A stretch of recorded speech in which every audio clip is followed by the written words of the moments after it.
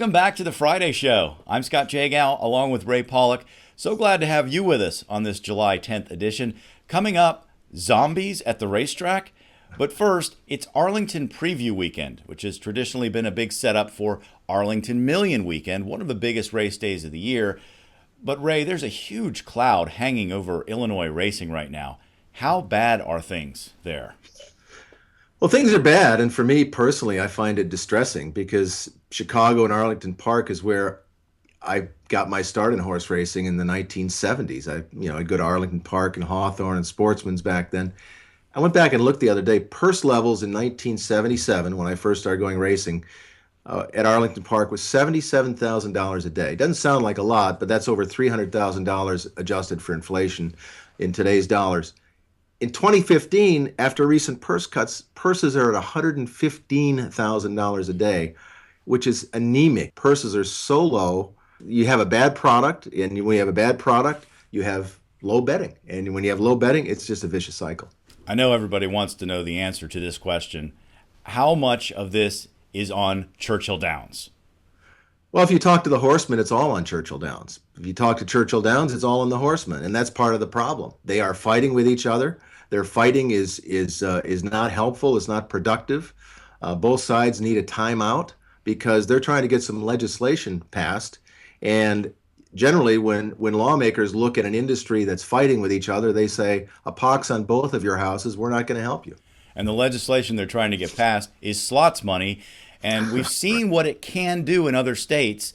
We're documenting that in New York this summer with our series Empire State. However, we've also seen the flip side, and when it gets taken away, how bad things can get, like in Ontario, for example. So this double-edged sword is one way to go. Does Illinois have any other options?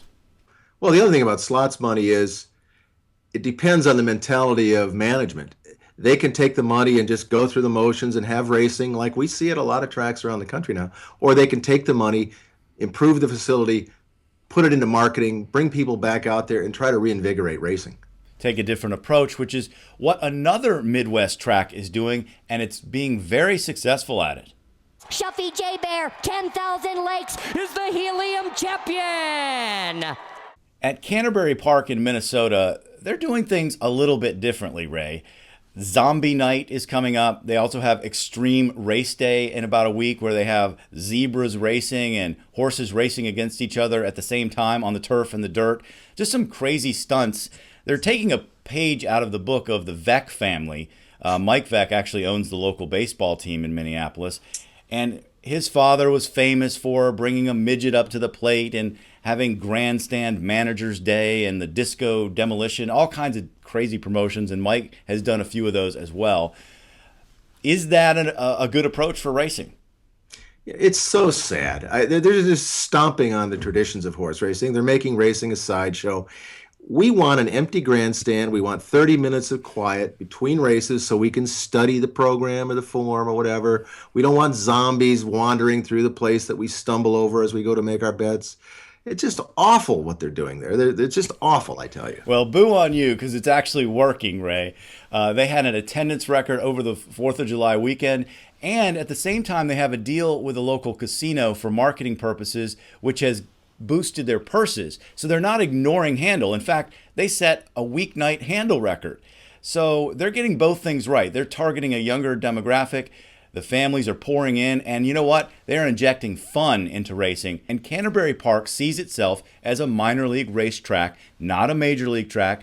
So they feel comfortable doing these kind of crazy things with racing as a little bit of a sideshow. I never thought I would say this, but if given a choice right now in 2015, Arlington Park or Canterbury, I'll take Canterbury. I'd like to go up there and have some fun.